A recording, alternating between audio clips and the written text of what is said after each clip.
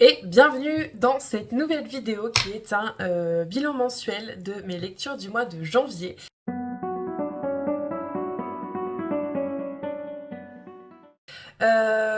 Je vais essayer d'être un peu plus régulière que l'année dernière, mais c'est un petit peu toujours... Enfin, des fois je suis un peu fâchée avec le face caméra, mais là en ce moment j'ai envie, donc c'est parti. Donc tout d'abord, qu'est-ce que j'ai lu? Je vais prendre les livres un peu au pif, je pense que je vais pas faire dans l'ordre chronologique, même si ceux que je prends c'est les premiers que j'ai lus. Donc au mois de janvier, j'ai lu le troisième tome des Hunger Games ainsi que le tome préquel, donc Hunger Games, la balade du serpent et de l'oiseau chanteur de Suzanne Collins, puisque je suis en train de faire le montage d'une vidéo qui devrait sortir prochainement, qui s'intitulerait Nostalgic Vibes. Je revois ma saga préférée de mon adolescence, donc qui est les Hunger Games. Donc j'ai commencé ce vlog en fin d'année 2023, et du coup j'ai poursuivi en 2024 parce que je n'avais pas lu du coup ces deux-là. J'ai également vu le dernier film et je t'en reparle justement dans cette vidéo particulièrement. Qu'est-ce que je peux dire de ces lectures? Qu'est-ce que je peux dire? Le tome 3 a été une... Je pense que c'est le tome où j'avais le moins de souvenirs en fait par rapport aux deux précédents où j'étais un peu plus en mode waouh, trop bien, ça je me souviens, ça je me souviens. Le tome 3 était un peu plus... comment dire? J'avais moins de souvenirs mais c'était super agréable de pouvoir redécouvrir cette lecture. J'adore la fin, j'adore tout, vraiment les Hunger Games. Je t'invite à rester par là pour voir la prochaine vidéo qui sortira qui sera justement autour de cette saga. J'ai également lu Hunger Games, la balade du serpent et de l'oiseau chanteur, donc toujours de Suzanne Collins, bien évidemment.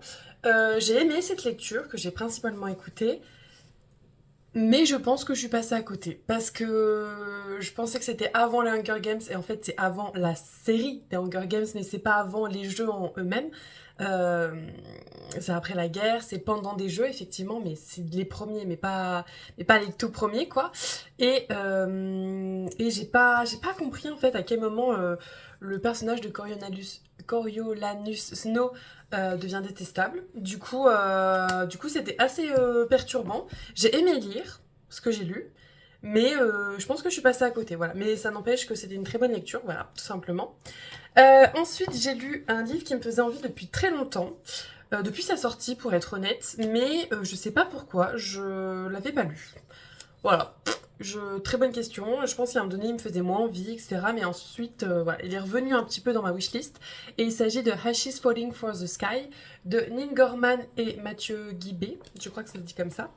Euh, qui était vraiment, je, je pense, une de mes lectures. Enfin, jusqu'à ce que j'en lise un autre que je vais te présenter après, c'était mon livre préféré du mois.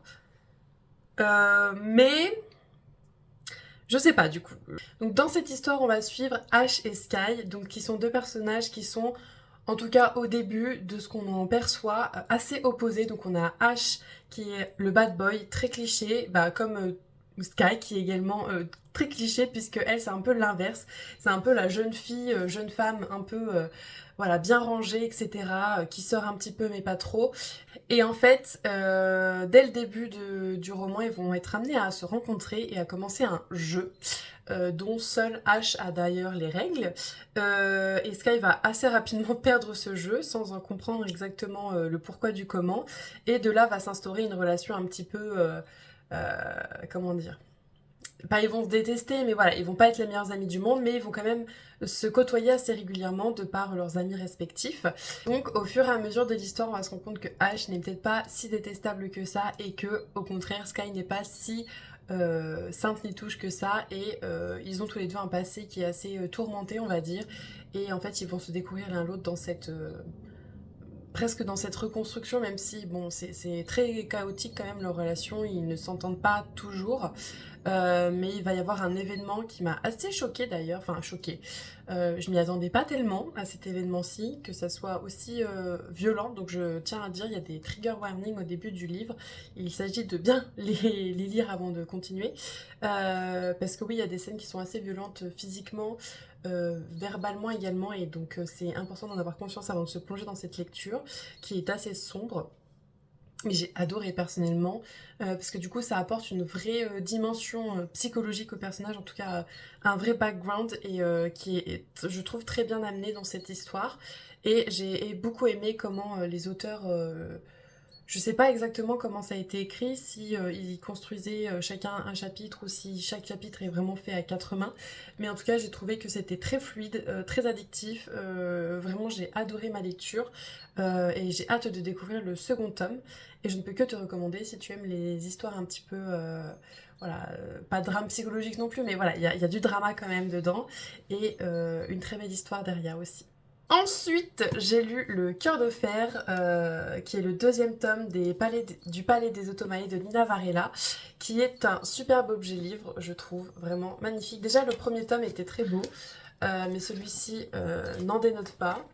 Voilà, je sais pas si ça se dit n'en dénote pas, mais vous avez compris. Enfin bref, que j'ai lu en lecture commune avec ma BFF Arkelana. Donc je te mets dans le petit par ici, elle sera un peu partout. De toute façon, comme d'habitude, je la mentionne très régulièrement, même si ça fait longtemps que je n'étais pas venue par ici d'ailleurs. Mais bref, du coup j'ai lu ce deuxième tome. Et que j'ai beaucoup aimé. J'ai eu un petit peu de mal au début parce que le premier tome on l'avait eu il y a quasiment un an. Et moi j'ai une mémoire de poisson rouge, donc vraiment si je l'ai pas lu limite la veille, je vais avoir plein de trucs qui vont pas me revenir. Et du coup j'ai eu un petit peu mal au début à me remettre dedans, même si l'écriture fait que ça aide à se souvenir d'éléments assez importants, les personnages, etc. Mais au début j'étais un peu perdue. Mais ça s'est vite arrangé et écoutez, j'ai beaucoup aimé. Je sais pas trop quoi te dire de plus par rapport à ce second tome, si ce n'est que moi j'ai beaucoup aimé parce qu'il y avait on va dire la partie histoire d'amour qui était un peu plus en avant que la partie politique qui était quand même présente, mais moi ça m'a suffi en fait que ce soit pas trop compliqué à lire, trop complexe, trop détaillé dans des trucs un peu voilà, que l'univers fantastique soit pas non plus trop compliqué. Mais voilà, je sais pas trop quoi te dire de plus par rapport à ce tome-ci, donc je vais vite fait te lire le résumé du premier tome. Voilà, quel bel objet. Magnifique. Conçus par les humains pour leur bon plaisir, les Automae ont renversé et asservi leur maître lors de la guerre des espèces qui a ravagé le royaume de Rabu. Ils se sont appropriés les domaines de leurs anciens propriétaires et les contrôlent désormais d'une poigne de fer. Ayla travaille au palais de ses tortionnaires, il y a rapidement gravi les échelons, mais ne rêve que d'une chose, venger sa famille en tuant la fille du souverain, Lady Crière. À présent, au service de celle-ci, la jeune humaine découvre contre toute attente qu'elle est douce et généreuse. De son côté, Lady Crière a été conçue pour être parfaite, mais ses certitudes sont ébranlées quand elle se retrouve fiancée à l'ambigu Kinnock et découvre que son père n'est pas aussi bienveillant qu'elle le pensait.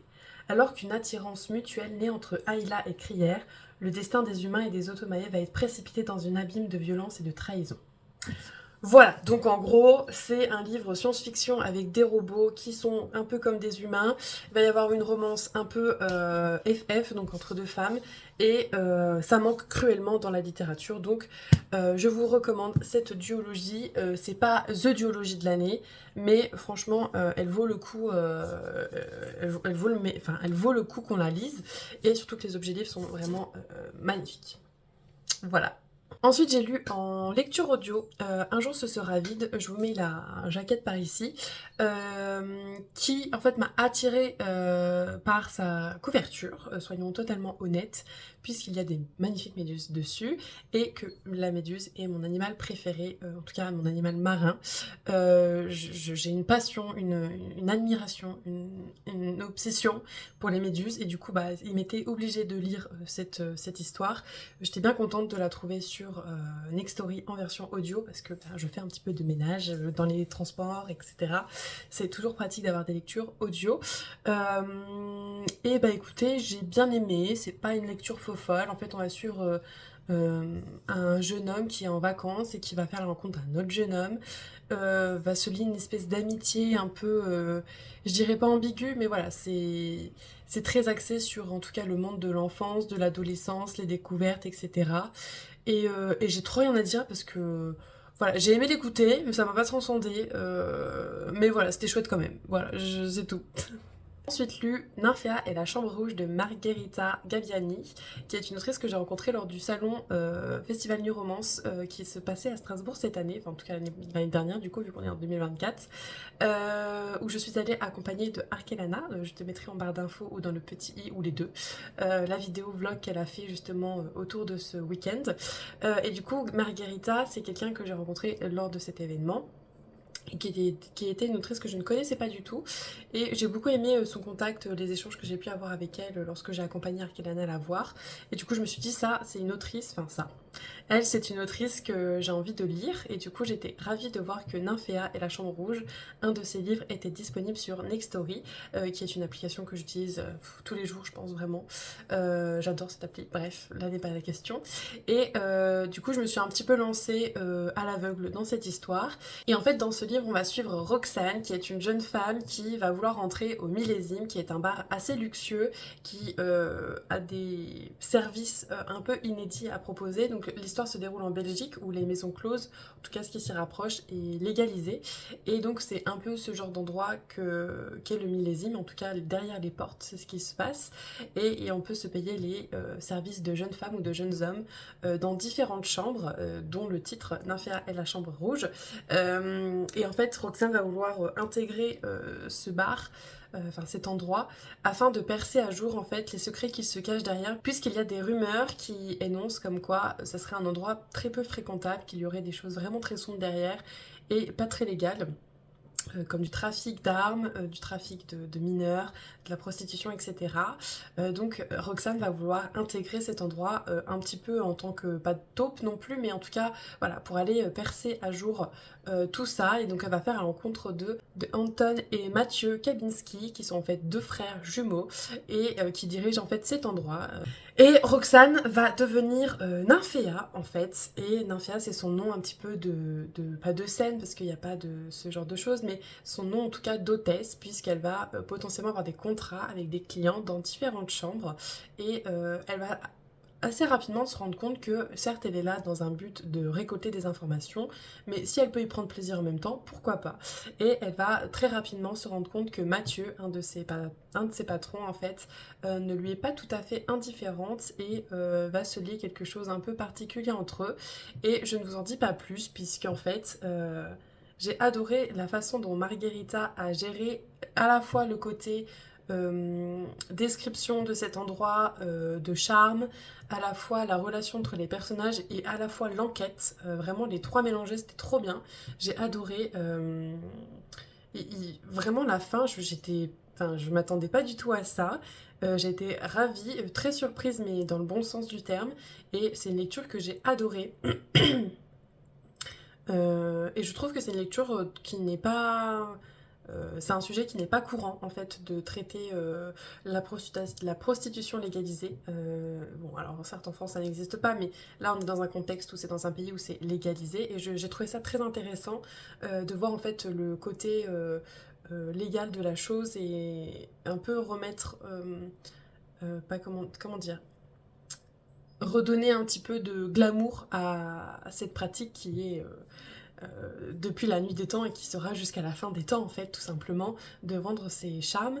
Et j'ai beaucoup aimé la façon dont elle a abordé cette situation en fait.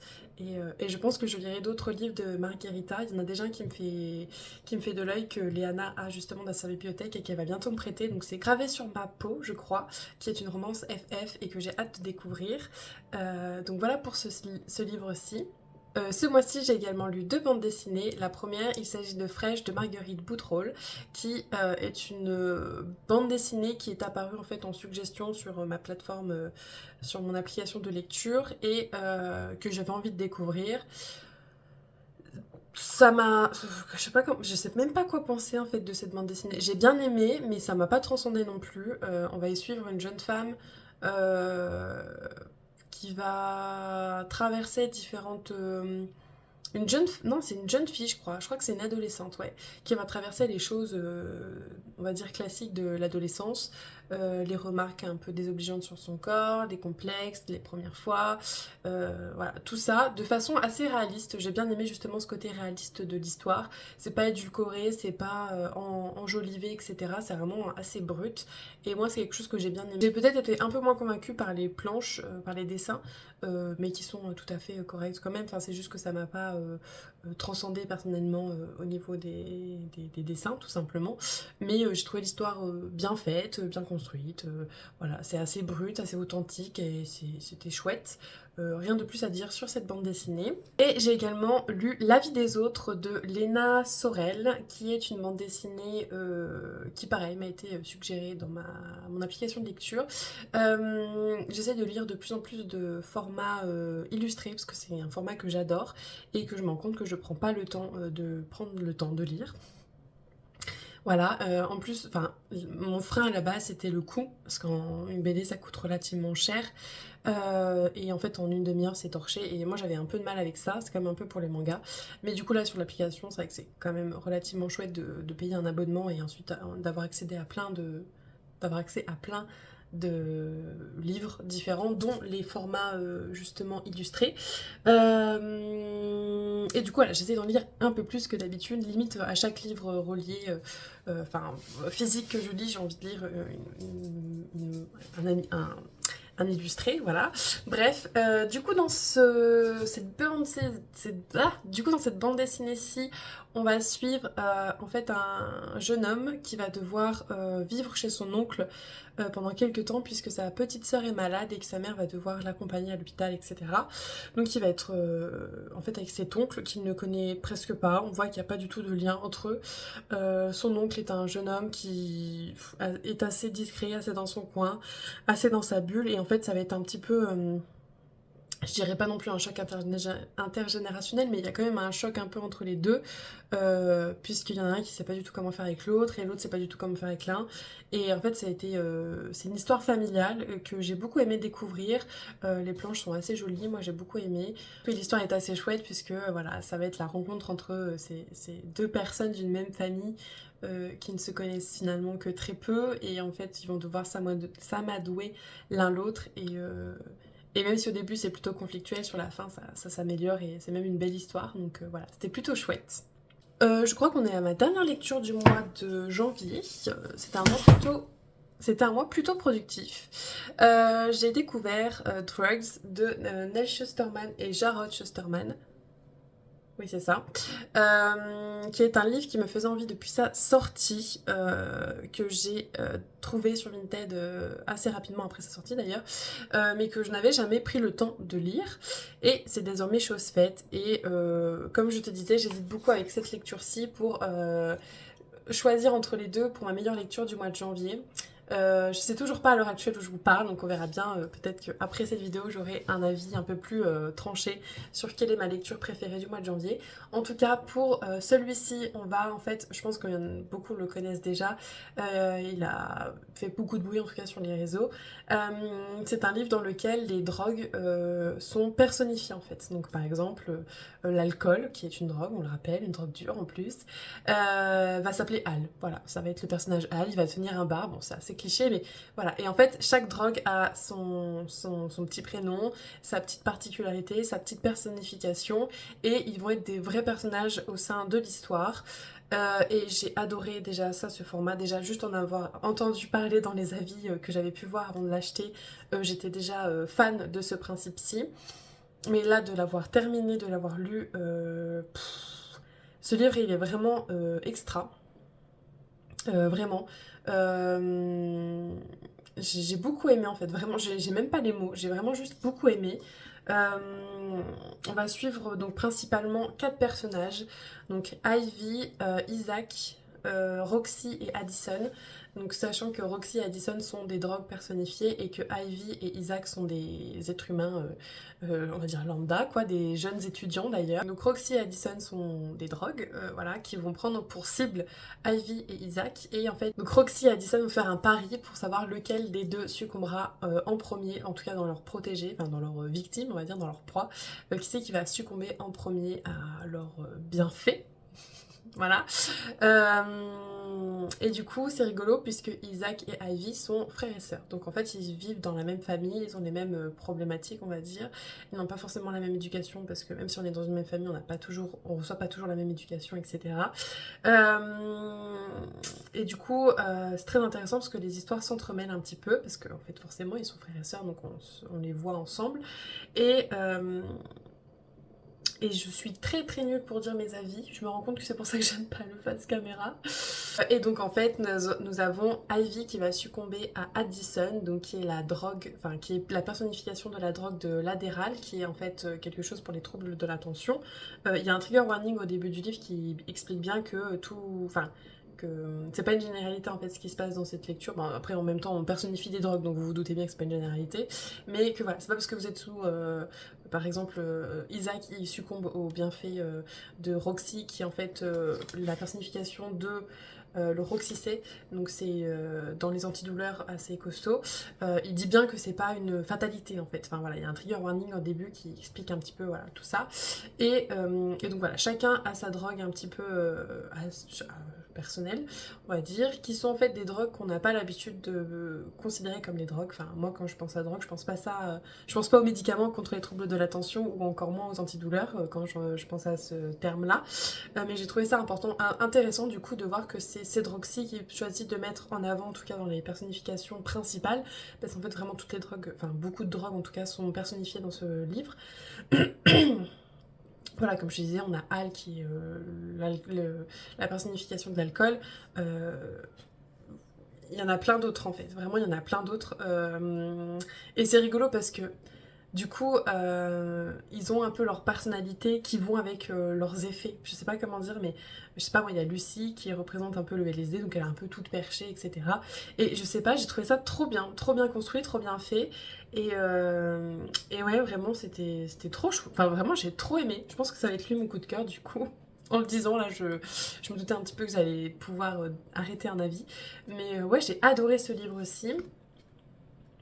Et, euh, et j'ai trop aimé parce que dans les titres aussi, même au niveau de la mise en page en fait, même dans les titres, donc il y a le titre du chapitre, je sais pas moi, je vais prendre au hasard, défi de l'âge au parc, bah, en fait il va y avoir des lettres qui vont être en gras et qui vont un peu révéler ce qui va se passer dans le chapitre. Enfin, il va y avoir un mot qui va être important dans le chapitre grâce aux lettres en gras qu'il y a dans le titre. Et enfin, je sais pas, j'ai trop kiffé. À chaque fois, j'étais là, bon, alors dans ce chapitre-là, le titre, ok, très bien.